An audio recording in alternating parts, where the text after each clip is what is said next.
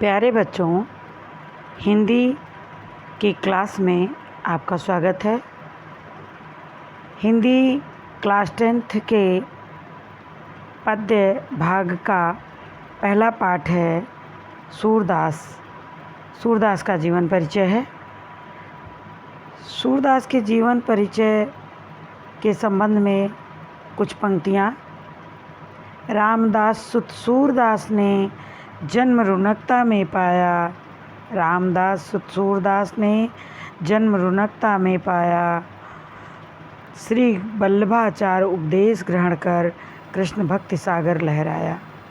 बच्चों, इन्हीं पे आधारित इनका जीवन परिचय है। अब विस्तार से पहले संक्षेप में देख करके फिर विस्तार में जाएंगे। जन्म इनका सन 1478 ईस्वी में। संवत लिखूंगी, अगर लिखना है आपको तो 1535 विक्रमी। जन्म स्थान रुनकता। जन्म स्थान रुनकता।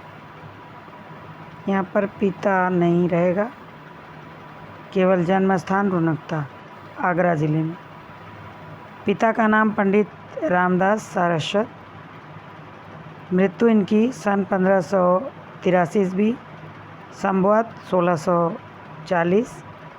गुरु का नाम वल्लभाचार्य। भाषा इनकी ब्रज। शैली इनकी गीत काव्य और भावपूर्ण शैली, संगीतात्मक। रस वात्सल्य और श्रृंगार। वात्सल्य में अपने पुत्र के बारे में जो बात की जाती है या पुत्रवत किसी से बात किया जाता है उसे वात्सल्य कहते हैं। श्रृंगार श्रृंगार के दोनों पक्ष। अलंकार, उपमा, रूपक और उत्प्रेक्षा। रचनाएं साहित्य लहरी, सूर सारावली और सूर सागर, 3 रचनाओं का वर्णन।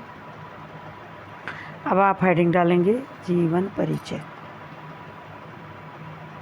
सूरदास भक्ति काव्य की सगुण धारा की कृष्ण भक्ति शाखा के प्रतिनिधि कवि हैं।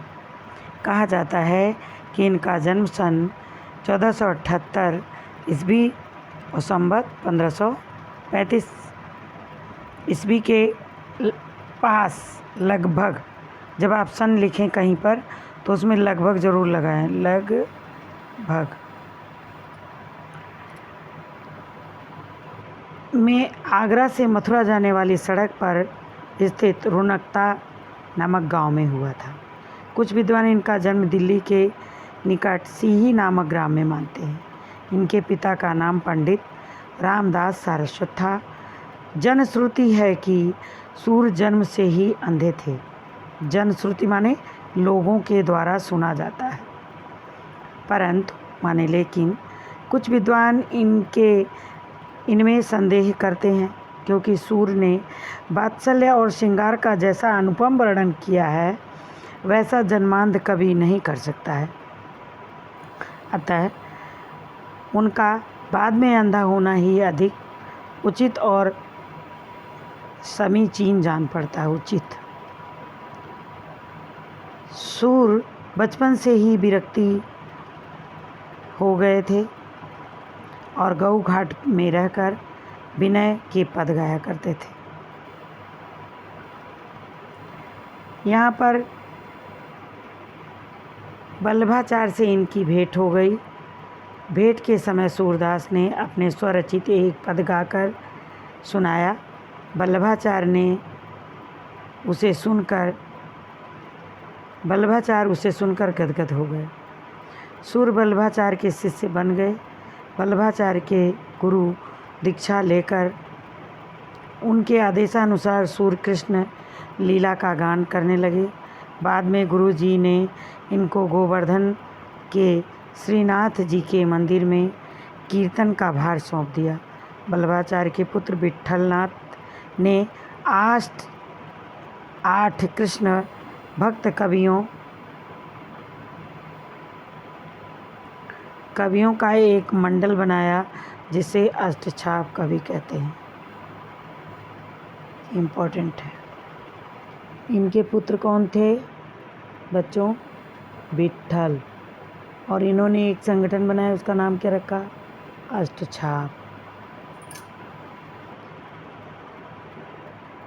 नामक स्थान पर चले गए।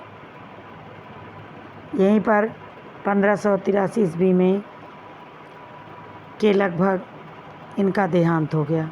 देखो यहाँ पर लगभग लिखा है। प्राणांत होने के पूर्व विठलनाथ के पूछने पर उन्होंने उग्रपद बनाकर सुनाया था। खंजन नयन रूप रस माते, अतिशय चारु चपल अनियारे, पल पिजरा न संभाले। बच्चों, आज केवल जीवन परिचय लिखना है और याद करना है। साहित्यिक परिचय कल के अंश में।